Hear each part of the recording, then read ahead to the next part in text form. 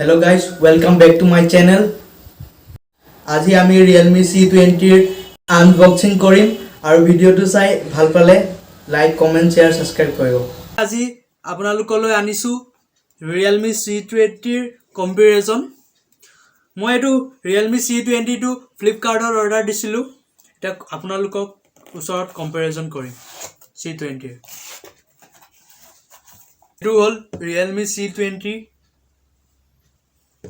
এটা মই কম্পেৰিজন কৰিম। এটো মই ফ্লিপকাৰ্টত অৰ্ডাৰ দিছিলো। এটো ৰিয়েল দামটো হল 7999। মই এটো অফাৰত পাইছো। অফাৰটো আছিলে 6700। কম্পেৰিজন কৰিম এতিয়া Realme C20 ৰ।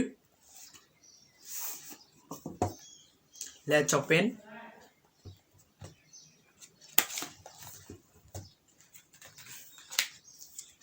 ইয়াত মেনুৱেল আছে ৰাখিছো সাইডত।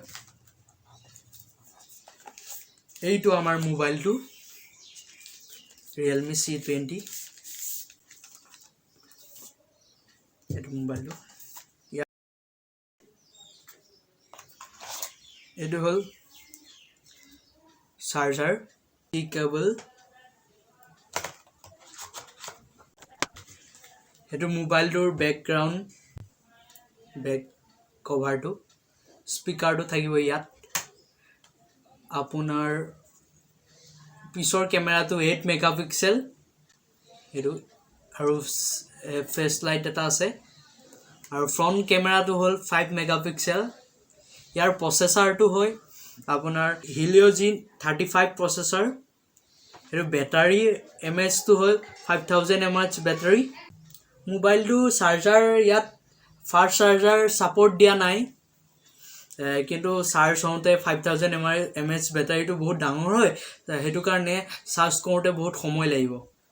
এটা আমি ইয়াৰ ফটো বিলাক চাও কেনেকুৱা আহে।